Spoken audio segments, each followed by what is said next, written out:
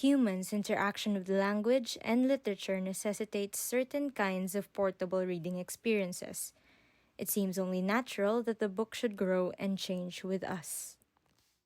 Sulat iyan ng poet at book artist na si Amaranth Borsuk sa kanyang book na pinamagatang The Book. Ang cool, di ba? Talaga namang sa paglipas ng panahon, dumarami ang mga paraan natin para maka-experience ng mga kwento. May mga pisikal na aklat na binubuo ng papel at tinta. May mga e-book na kaya nating basahin sa ating computer o sariling reading device. At mayroon ding librong pinakikinggan, ang audiobook. Ang pagbabasa ay hindi lang para sa mata at pahina, para na rin sa tinig at tenga. Ay, hindi pa pala ako nagpapakilala. Ako nga pala si Kath at wini-welcome ko kayo sa kauna-unahang episode ng vodcast kung saan ang pagbabasa ay hindi lamang sa mata, kundi pinapakinggan at dinarama. Yes, we can read! Wait! Hindi pa ako tapos! This season, ang title natin ay Yes, we can read The Little Prince. Classic, di ba? I'm sure na marami nang may alam kung ano ang kwento nito. Pero kung ngayon nyo palang makikilala ang ating munting prinsipe, ito si Ash para sa synopsis. Ang The Little Prince o Le Petit Prince ni Antoine de Saint-Exupéry ay isang nobelang tungkol sa isang pilotong bumagsak sa Sahara Desert. Dito, natagpuan niya ang isang batang prinsipe mula raw sa ibang planeta. Ikakwento sa kanya ng prinsipe ang kanyang paglalakbay kasama ang minamahal na rosas, kung saan nakakilala siya ng iba't ibang karakter na huhubog sa kanyang pagkaunawa sa pag-ibig, pagkakaibigan at sa halaga ng buhay. Para sa episode na ito, kikilalanin natin ang piloto at munting prinsipe sa first 9 chapters ng The Little Prince. Chapter 1. Once when I was 6 years old, I saw a magnificent picture in a book called True Stories from Nature about the primeval forest. It was a picture of a boa constrictor in the act of swallowing an animal. Here is a copy of the drawing. In the book it said, boa constrictors swallow their prey whole without chewing it. After that, they are not able to move, and they sleep through the 6 months that they need for digestion. I pondered deeply, then, over the adventures of the jungle. And after some work with a colored pencil, I succeeded in making my first drawing. My drawing number 1. It looked like this. I showed my masterpiece to the grown-ups and asked them whether the drawing frightened them. But they answered, "Frightened? Why should anyone be frightened by a hat?" My drawing was not a picture of a hat. It was a picture of a boa constrictor digesting an elephant. But since the grown-ups were not able to understand it, I made another drawing. I drew the inside of the boa constrictor so that the grown-ups could see it clearly. They always need to have things explained. My drawing number 2 looked like this. The grown-ups' response this time was to advise me to lay aside my drawings of boa constrictors, whether from the inside or the outside, and devote myself instead to geography, history, arithmetic, and grammar. That is why, at the age of 6, I gave up what might have been a magnificent career as a painter. I had been disheartened by the failure of my drawing number 1 and my drawing number 2. Grown-ups never understand anything by themselves, and it is tiresome for children to be always and forever explaining things to them. So then I chose another profession, and learned to pilot aeroplanes. I have flown a little over all parts of the world, and it is true that geography has been very useful to me. At a glance, I can distinguish China from Arizona. If one gets lost in the night, such knowledge is valuable. In the course of this life, I have had a great many encounters with a great many people who have been concerned with matters of consequence. I have lived a great deal among grown-ups. I have seen them intimately, close at hand, and that hasn't much improved my opinion of them. Whenever I met one of them who seemed to me at all clear-sighted, I tried the experiment of showing him my drawing number 1, which I have always kept. I would try to find out if this was a person of true understanding. But whoever it was, he or she would always say, "That is a hat." Then I would never talk to that person about boa constrictors, or primeval forests, or stars. I would bring myself down to his level. I would talk to him about bridge, and golf, and politics, and neckties. And the grown-up would be greatly pleased to have met such a sensible man. Chapter 2. So I lived my life alone, without anyone that I could really talk to, until I had an accident with my plane in the desert of Sahara 6 years ago. Something was broken in my engine, and as I had with me neither mechanic nor any passengers, I set myself to attempt the difficult repairs all alone. It was a question of life or death for me. I had scarcely enough drinking water to last a week. The first night, then, I went to sleep on the sand, 1,000 miles from any human habitation. I was more isolated than a shipwrecked sailor on a raft in the middle of the ocean. Thus, you can imagine my amazement at sunrise when I was awakened by an odd little voice. It said, "If you please, draw me a sheep." What? Draw me a sheep. I jumped to my feet, completely thunderstruck. I blinked my eyes hard. I looked carefully all around me, and I saw a most extraordinary small person who stood there examining me with great seriousness. Here you may see the best portrait that later I was able to make of him. But my drawing is certainly very much less charming than its model. That, however, is not my fault. The grown-ups discouraged me in my painter's career when I was 6 years old, and I never learned to draw anything, except boas from the outside and boas from the inside. Now I stared at this sudden apparition with my eyes fairly starting out of my head in astonishment. Remember, I had crashed in the desert 1,000 miles from any inhabited region, and yet my little man seemed neither to be straying uncertainly among the sands, nor to be fainting from fatigue, or hunger, or thirst, or fear. Nothing about him gave any suggestion of a child lost in the middle of the desert, 1,000 miles from any human habitation. When at last I was able to speak, I said to him, "But what are you doing here?" And in answer he repeated very slowly, as if he were speaking of a matter of great consequence, "If you please, draw me a sheep." When a mystery is too overpowering, one dare not disobey. Absurd as it might seem to me, 1,000 miles from any human habitation and in danger of death, I took out of my pocket a sheet of paper and my fountain pen. But then I remembered how my studies had been concentrated on geography, history, arithmetic, and grammar, and I told the little chap, a little crossly too, that I did not know how to draw.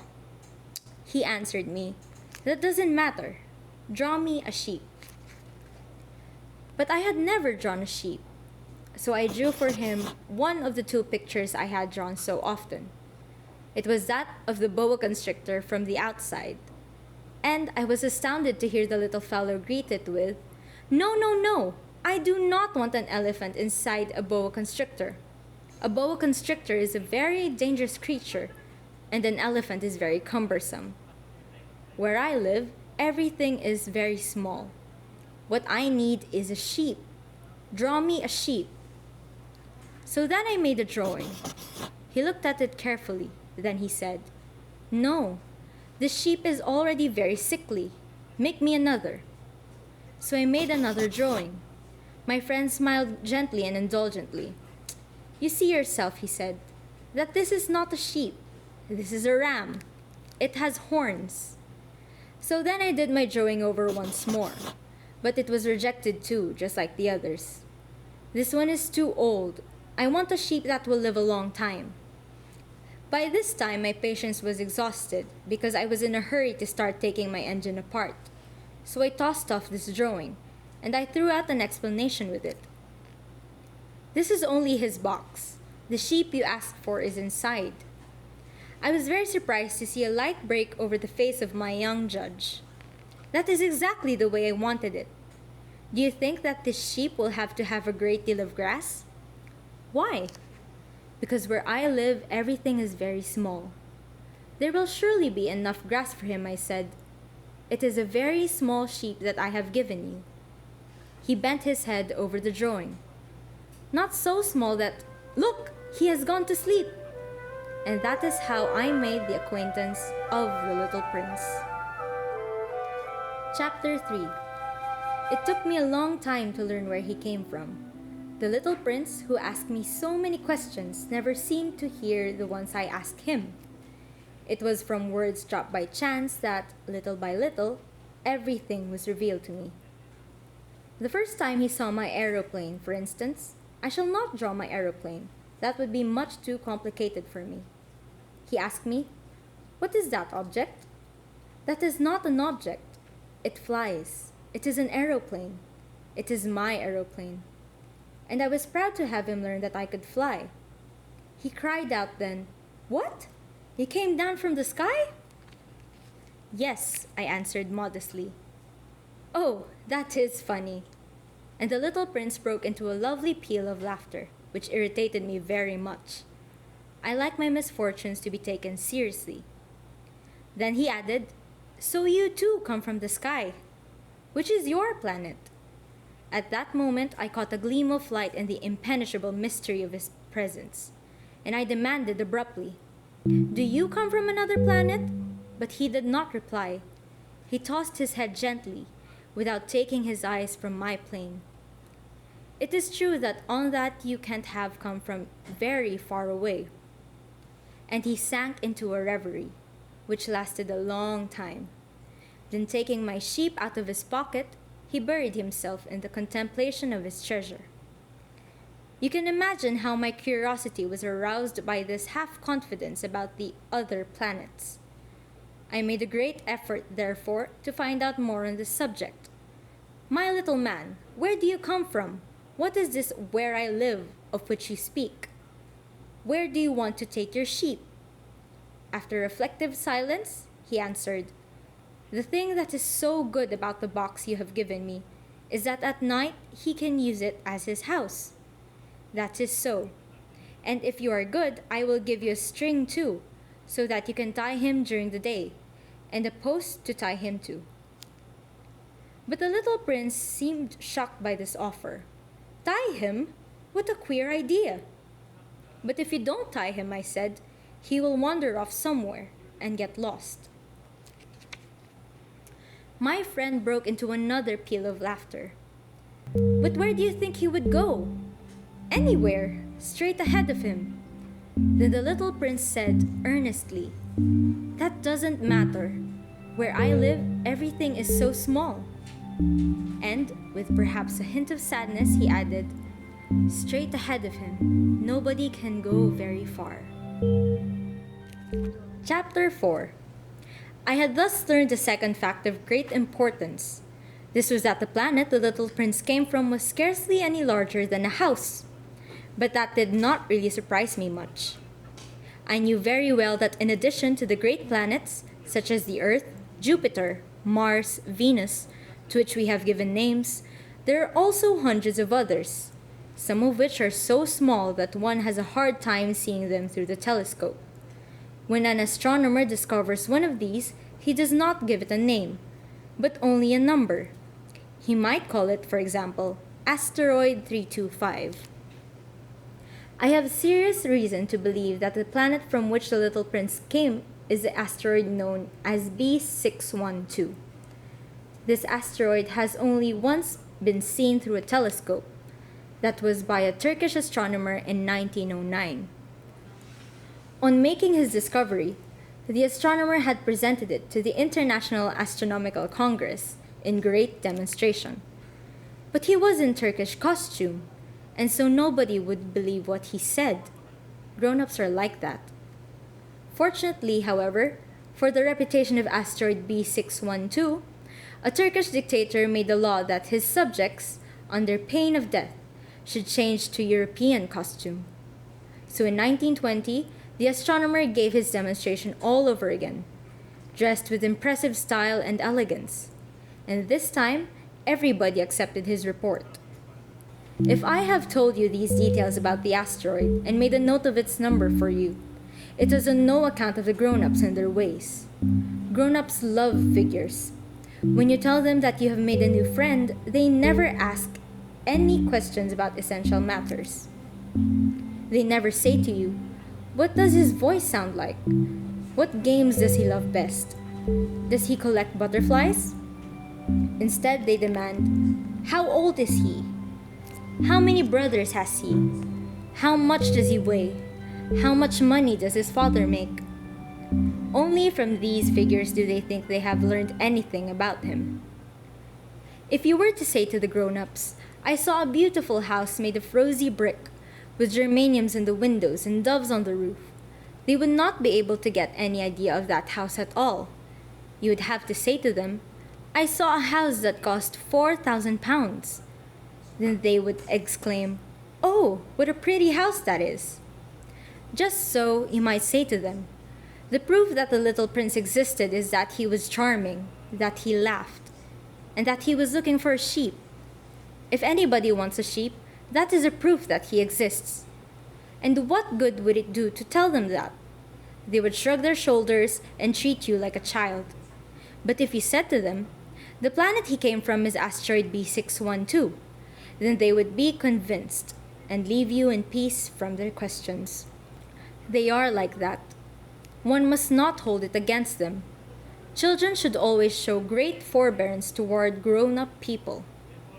But certainly for us who understand life, figures are a matter of indifference. I should have liked to begin this story in the fashion of fairy tales. I should have liked to say, "Once upon a time, there was a little prince who lived on a planet that was scarcely any bigger than himself, and who had need of a friend." To those who understand life, that would have given a much greater air of truth to my story. For I do not want anyone to read my book carelessly. I have suffered too much grief in setting down these memories. 6 years have already passed since my friend went away from me with his sheep. If I try to describe him here, it is to make sure that I shall not forget him. To forget a friend is sad. Not everyone has had a friend.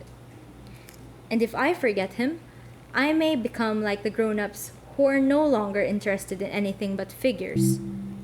It is for that purpose again that I have bought a box of paints and some pencils. It is hard to take up drawing again at my age when I have never made any pictures except those of the boa constrictor from the outside and the boa constrictor from the inside since I was 6. I shall certainly try to make my portraits as true to life as possible. But I am not at all sure of success. One drawing goes along all right and another has no resemblance to its subject. I make some errors too in the little prince's height. In one place he is too tall, and in another too short. And I feel some doubts about the color of his costume, so I fumble along as best as I can. Now good, now bad, and I hope generally fair to middling. In certain more important details, I shall make mistakes also, but that is something that will not be my fault. My friend never explained anything to me. He thought perhaps that I was like himself. But I, alas, do not know how to see sheep through the walls of boxes. Perhaps I am a little like the grown-ups. I have had to grow old. Chapter 5. As each day passed, I would learn in our talk something about the little prince's planet, his departure from it, his journey.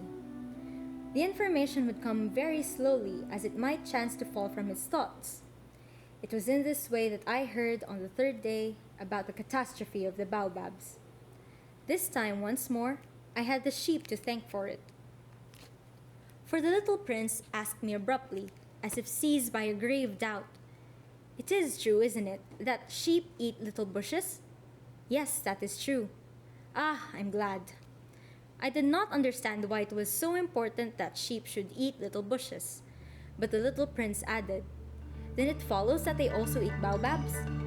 I pointed out to the little prince that baobabs were not little bushes, but on the contrary, trees as big as castles, and that even if he took a whole herd of elephants away with him, the herd would not eat up one single baobab.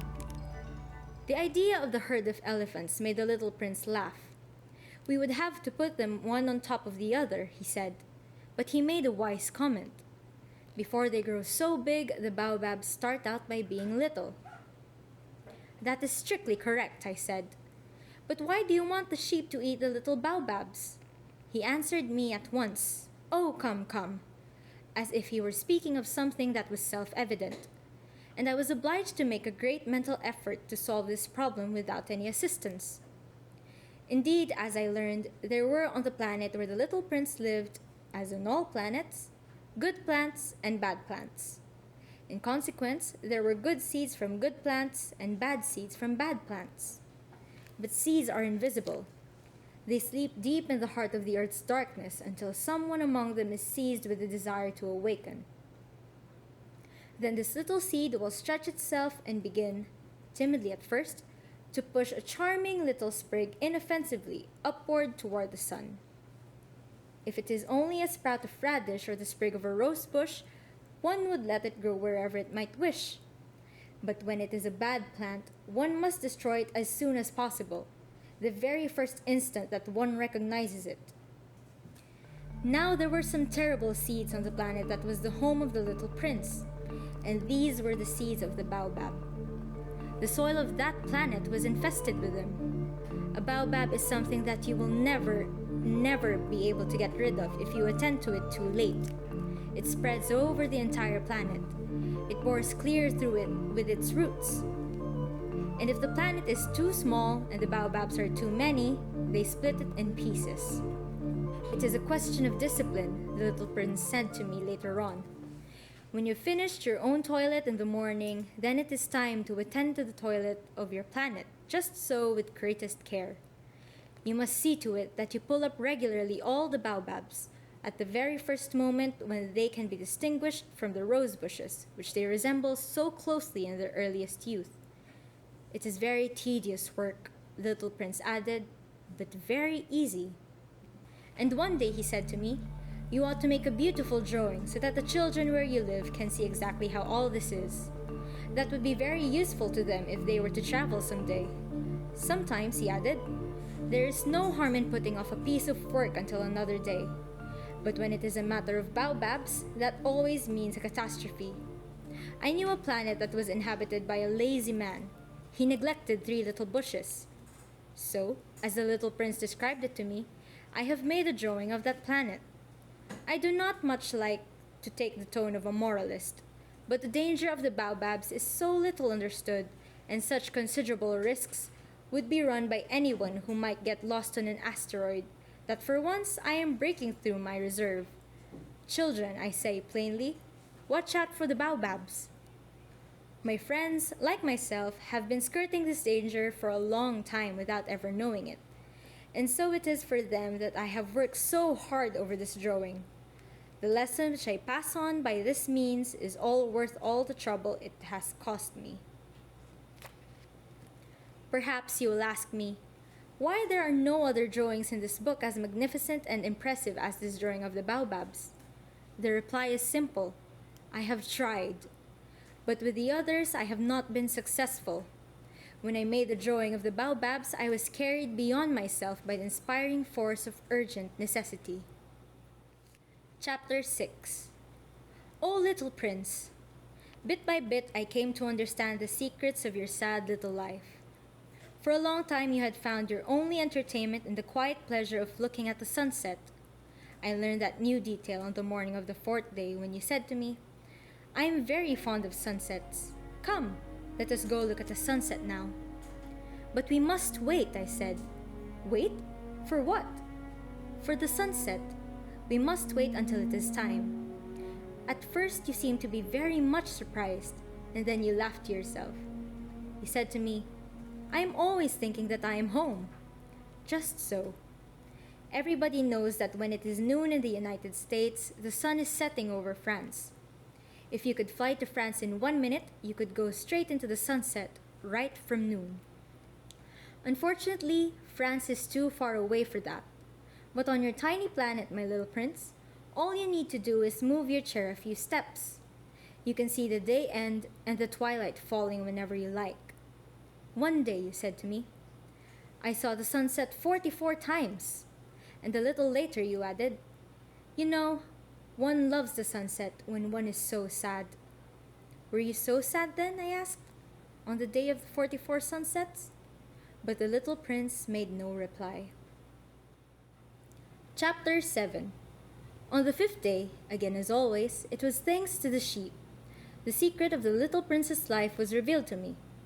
Abruptly, without anything that led up to it, and as if the question had been born of long and silent meditation on his problem, he demanded, "A sheep, if it eats little bushes, does it eat flowers too?" "A sheep," I answered, "eats anything it finds in its reach." "Even flowers that have thorns?"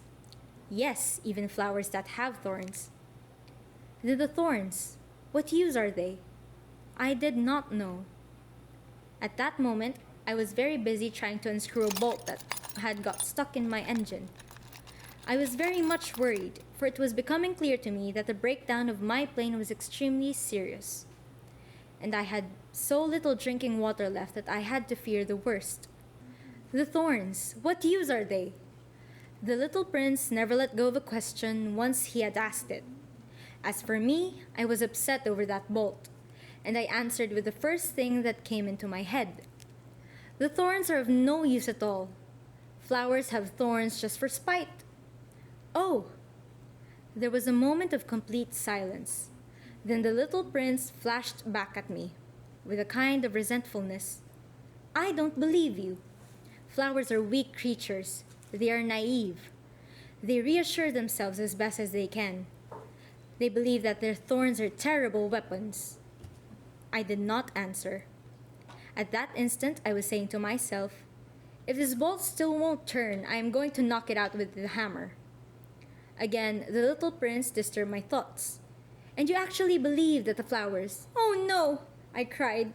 "No, no, no! I don't believe anything. I answered you with the first thing that came into my head. Don't you see, I am very busy with matters of consequence." He stared at me thunderstruck. "Matters of consequence?" He looked at me there, with my hammer in my hand, my fingers black with engine grease, bending down over an object which seemed to him extremely ugly. "You talk just like the grown-ups." That made me a little ashamed, but he went on relentlessly. "You mix everything up together, you confuse everything." He was really very angry. He tossed his golden curls in the breeze. "I know a planet where there is a certain red-faced gentleman. He has never smelled a flower. He has never looked at a star. He has never loved anyone. He has never done anything in his life but add up figures. And all day he says over and over, just like you, 'I am busy with matters of consequence.' And that makes him swell up with pride. But he is not a man. He is a mushroom." "A what?" "A mushroom." The little prince was now white with rage. "The flowers have been growing thorns for millions of years. For millions of years, the sheep have been eating them just the same. And it is not a matter of consequence to try to understand why the flowers go to so much trouble to grow thorns which are never of any use to them. Is the warfare between the sheep and the flowers not important? Is this not more of consequence than a fat red-faced gentleman's sums? And if I know, I myself, one flower which is unique in the world, which grows nowhere but on my planet, but which one little sheep can destroy in a single bite some morning, without even noticing what he is doing. Oh, you think that is not important?" His face turned from white to red as he continued. "If someone loves a flower, of which just one single blossom grows in all the millions and millions of stars, it is enough to make him happy just to look at the stars. He can say to himself, 'Somewhere, my flower is there.' But if the sheep eats the flower in one moment, all his stars will be darkened. And you think that is not important?" He could not say anything more. His words were choked by sobbing. The night had fallen. I had let my tools drop from my hands. Of what moment now was my hammer, my bolt, or thirst or death? On one star, one planet, my planet, the Earth, there was a little prince to be comforted. I took him in my arms and rocked him. I said to him, "The flower that you love is not in danger. I will draw you a muzzle for your sheep. I will draw your railing to put around your flower. I will. I did not know what to say to him. I felt awkward and blundering. I did not know how I could reach him, or I could overtake him and go on hand in hand with him once more. It is such a secret place, the land of tears. Chapter 8. I soon learned to know this flower better. On the little prince's planet, the flowers had always been very simple. They had only one ring of petals. They took up no room at all. They were a trouble to nobody.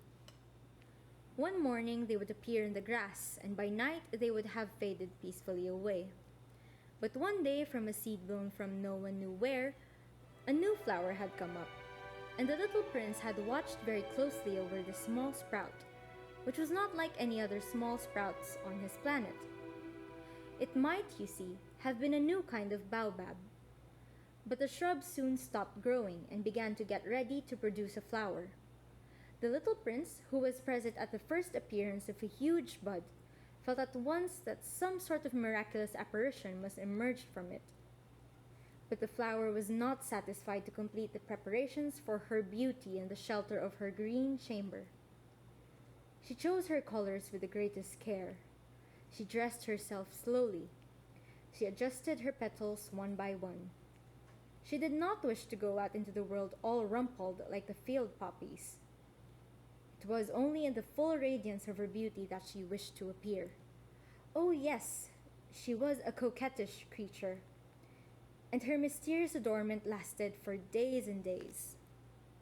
Then one morning, exactly at sunrise, she suddenly showed herself. And after working with all these painstaking positions, she yawned and said, I'm scarcely awake. I beg that you will excuse me. My petals are still all disarranged. But the little prince could not restrain his admiration. Oh, how beautiful you are! Am I not? The flower responded sweetly. And I was born at the same moment as the sun. The little prince could guess easily enough that she was not any too modest, but how moving and exciting she was. I think it is time for breakfast, she said an instant later. If you would have the kindness to think of my needs. And the little prince, completely abashed, went to look for a sprinkling can of fresh water. So he tended the flower. So too she began very quickly to torment him with her vanity, which was, if the truth be known, a little difficult to deal with. One day, for instance, when she was speaking of her 4 thorns, she said to the little prince, "Let the tigers come with their claws." "There are no tigers on my planet," the little prince objected. "And anyway, tigers do not eat weeds." "I'm not a weed," the flower replied sweetly. "Please excuse me." "I am not at all afraid of tigers," she went on, "but I have a horror of drafts." "I suppose you wouldn't have a screen for me." "A horror of drafts? That is bad luck for a plant," remarked the little prince, and added to himself, "This flower is a very complex creature. At night, I want you to put me under a glass globe. It is very cold where you live. In the place where I come from—" But she interrupted herself at that point. She had come in the form of a seed. She could not have known anything of any other worlds. Embarrassed over having let herself be caught on the verge of such a naive untruth, she coughed 2 or 3 times in order to put the little prince in the wrong. "The screen? I was just going to look for it when you spoke to me." Then she forced her cough a little more, so that he should suffer from remorse just the same. So the little prince, in spite of all the goodwill that was inseparable from his love, had soon come to doubt her. He had taken seriously words which were without importance, and it made him very unhappy. "I ought not to have listened to her," he confided to me one day. "One never ought to listen to the flowers. One should simply look at them and breathe their fragrance.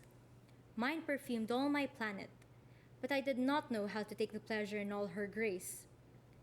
This tale of claws, which disturbed me so much, should only have filled my heart with tenderness and pity." And he continued his confidences. "The fact is that I did not know how to understand anything. I ought to have judged by deeds and not by words. She cast her fragrance and her radiance over me. I ought never to have run away from her. I ought to have guessed all the affection that lay behind her poor little stratagems. Flowers are so inconsistent, but I was too young to know how to love her. Chapter 9. I believe that for his escape, he took advantage of the migration of a flock of wild birds. On the morning of his departure, he put his planet in perfect order. He carefully cleaned out his active volcanoes. He possessed 2 active volcanoes, and they were very convenient for heating his breakfast in the morning. He also had 1 volcano that was extinct, but as he said, one never knows.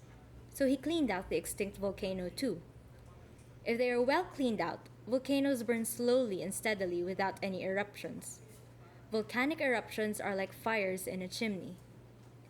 On our Earth, we are obviously much too small to clean out our volcanoes. That is why they bring no end of trouble upon us.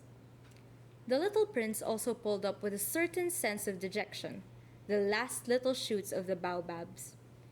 He believed that he would never want to return. But on this last morning, all these familiar tasks seemed very precious to him. And when he watered the flower for the last time and prepared to place her under the shelter of her glass globe, he realized that he was very close to tears. "Goodbye," he said to the flower. But she made no answer. "Goodbye," he said again. The flower coughed, but it was not because she had a cold. "I have been silly," she said to him at last. "I ask your forgiveness. Try to be happy." He was surprised by this absence of reproaches. He stood there all bewildered, the glass globe held arrested in mid-air. He did not understand this quiet sweetness. "Of course I love you," the flower said to him. "It is my fault that you have not known it all the while. That is of no importance. But you have been just as foolish as I. Try to be happy. Let the glass globe be. I don't want it anymore. But the wind, my cold is not so bad as all that. The cool night air will do me good. I am a flower.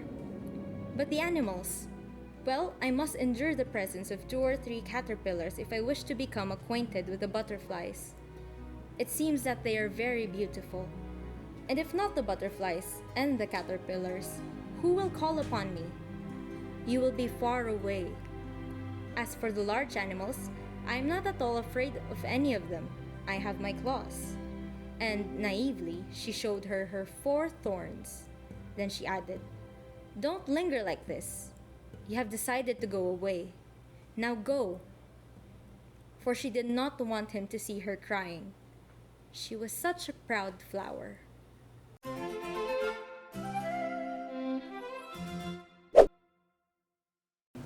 Grabe no? 1/3 pa lang tayo ng libro pero ang dami nang nangyari.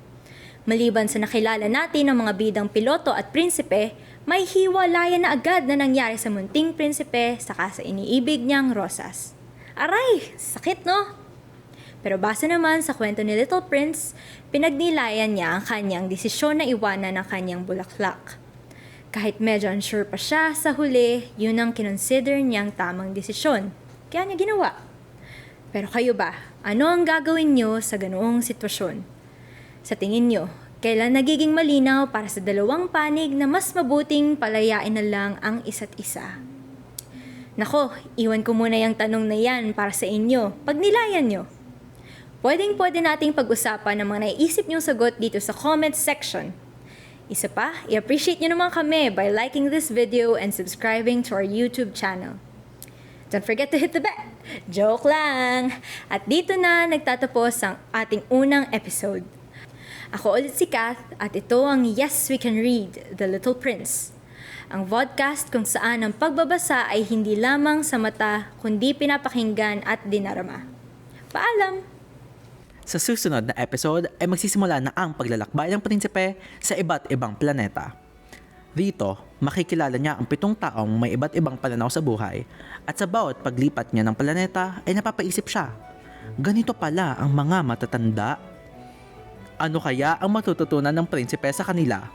Abangan sa susunod na episode!